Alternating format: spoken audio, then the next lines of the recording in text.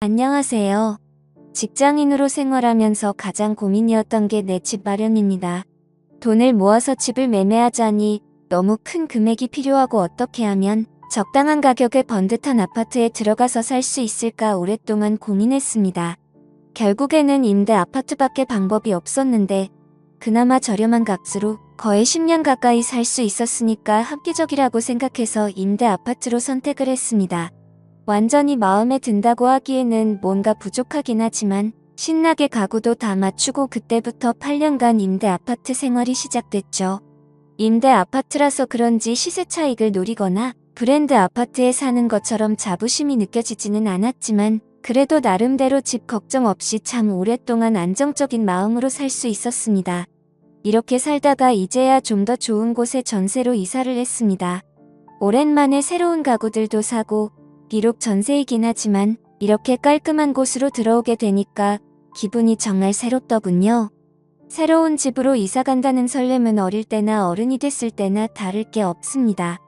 늘 행복한 두근거림이죠. 하지만 이사 간 이후에 정말 말도 안 되는 실수를 해버리고 말았는데 그 때문에 생겼던 일에 대해서 좀 말씀을 드릴까 합니다. 실수를 하긴 했지만 그 덕분에 지금은 정말 행복한 경험을 마음껏 누리고 살고 있긴 합니다만 세상 살면서 이런 경험을 누구나 할 수 있는 건 아닌 것 같아서 이렇게 사연을 보내보네요. 아무래도 8년간 같은 곳에서 살다 보니까 엘리베이터를 탈 때도 계속 제가 살았던 6층을 누르곤 합니다. 지금은 집이 11층인데 6층 601호에 너무 적응되어 버린 것이었죠. 그래서 6층을 눌러놓고 내려서 601호로 걸어가다가 화들짝 놀라서 다시 엘리베이터에 타고 납니다.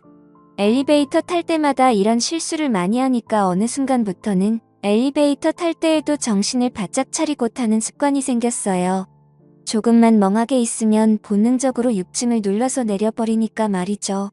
실제로 염려했던 일이 일어난 적이 있었는데 한 번은 퇴근하고 친구들과 한잔하고 약간 술에 취해서 집에 가는 길에 아무 생각 없이 엘리베이터를 닫고 저희 집 문 앞에서 비밀번호를 누르는데 문이 안 열리더라고요. 왜 이게 안 열리나 계속 두리뭉실하고 있었는데 호수를 확인해 보니까 습관처럼 예전에 살던 601호를 찾아가서 비밀번호를 누르고 있었더라고요.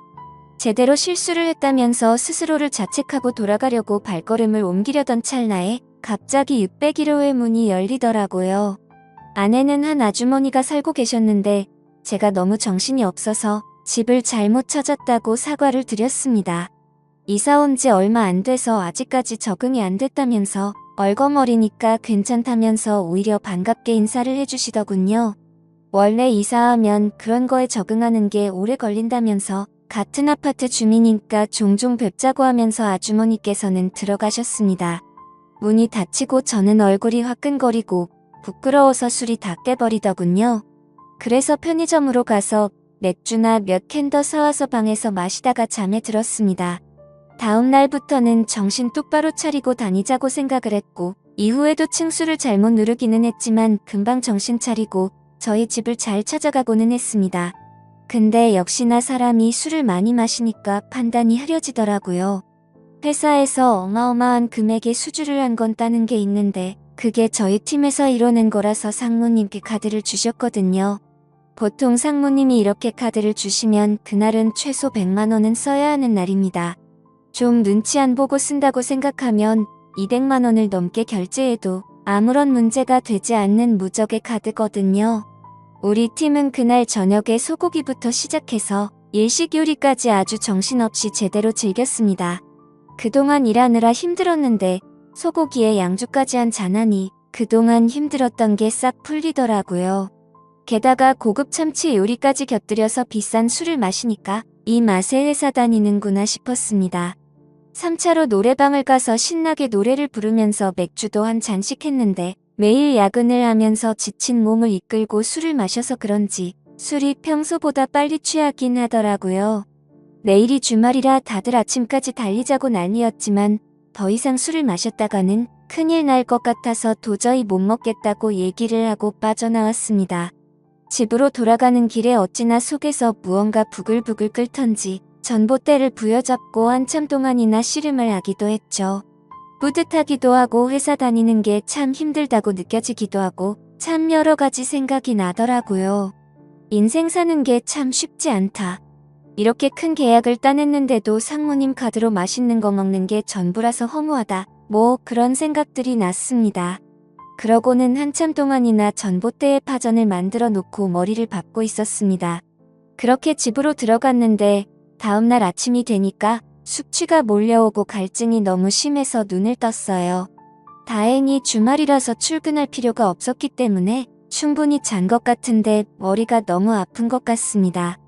눈이 잘 떠지지 않았는데 눈을 비비고 간신히 일어나니까 뭔가 주변이 이상했습니다. 주위를 둘러보는데 제 방이 아니었어요. 지금 이게 무슨 상황인가 여기는 어딘가 생각하고 있던 찰나 방문이 열렸고 제 눈앞에 보이는 건 다름 아닌 601호 아주머니였습니다. 11층에 있는 저희 집으로 안 가고 또 6층으로 와버린 것 같습니다.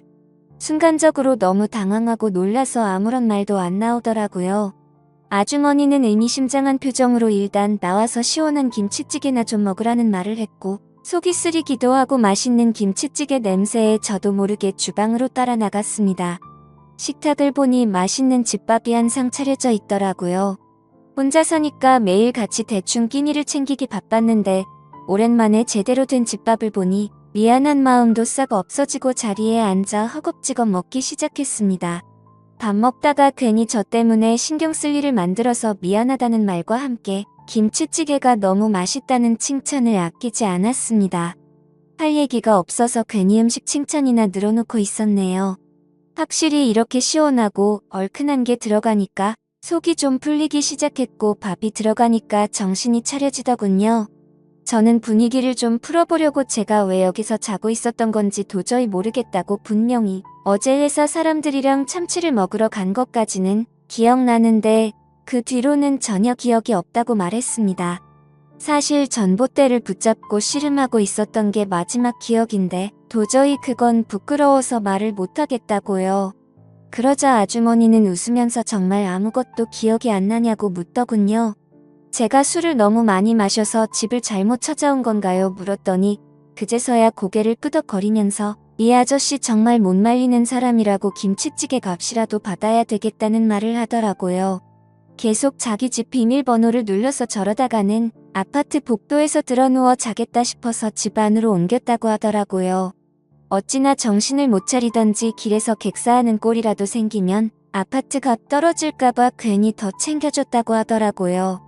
아주머니는 외모도 고우신데 말씀하시는 것도 재밌다고 연신 칭찬을 쏟아부었습니다. 이렇게라도 하지 않으면 도저히 눈치가 보이고 미안해서 견딜 수가 없었거든요. 그러면서 은근슬쩍 어제 일 정말 하나도 기억 안 나나 보다라는 말을 의미심장하게 아쉽다고 말을 했고 자기 남편이 운수업 쪽으로 일해서 집에 잘 안 들어오는데 그동안 자기가 외로웠다는 말을 시작하더라고요. 근데 어제는 또 제가 오니까 우습기도 하고 무섭지도 않고 오랜만에 얼마나 기분이 좋았는지 모른다는 말을 했습니다. 아주머니는 부끄럽다는 듯이 수줍게 웃으며 이야기를 하니까 괜히 무슨 일이 있었나 싶어서 걱정이 밀려왔습니다. 저는 아무 기억이 나질 않아서 너무 답답했고 큰 실수를 저지른 것 같아서 미안하다고 사과를 했습니다. 그러자 아주머니는 절대 미안할 거 없다면서 자신은 정말 좋았다면서 자기는 그 실수가 너무 반가웠다는 말을 하더라고요. 안 그래도 혼자 사는 것 같아서 기분이 울적하던 참이었는데 종종 와서 밥도 먹고 같이 놀고 가라고 그러라면서 자기도 혼자서 밥 챙겨 먹기 심심하고 외롭다는 말을 했습니다. 당장 아주머니 앞에서는 그냥 알겠다고 대답했지만 앞으로 절대 이런 일을 저지르면 안 되겠다는 생각을 하고는 짐을 챙겨 손살같이 나와서 저희 집으로 올라갔습니다. 며칠 뒤 쓰레기를 버리러 갈 때 아랫집 아주머니를 분리수거하는 곳에서 마주쳤는데 어쩜 그날 이후로 얼굴 한번 보기가 힘드냐고 이렇게 본 김에 자기 집에서 밥이나 먹자고 하더라고요. 저는 별로 내키지는 않았지만 저번 일이 미안하기도 했고 먼저 제안을 주신 거니까 알겠다고 말하면서 집으로 가서 밥을 먹었습니다. 음식 차리기는 귀찮고 그냥 배달로 초밥이나 시켜 먹자면서 밥을 먹고 소파에 앉아서 커피까지 한잔했습니다. 그러다가 갑자기 아주머니가 저번에 있었던 일은 아직까지 기억이 안 나냐고 하길래 저는 잘 안 난다고 대답했고 갑자기 아주머니의 눈빛이 돌변했습니다. 솔직히 저도 마다할 건 없었죠. 동안의 외모의 얼굴도 예쁘고 내심 설레기까지 했거든요. 그래서 결국 그날 또 다시 실수를 하게 되어버렸습니다. 하지만 앞으로는 이런 일이 생기면 자리를 피해야겠다는 느낌은 확실하게 생기더라고요.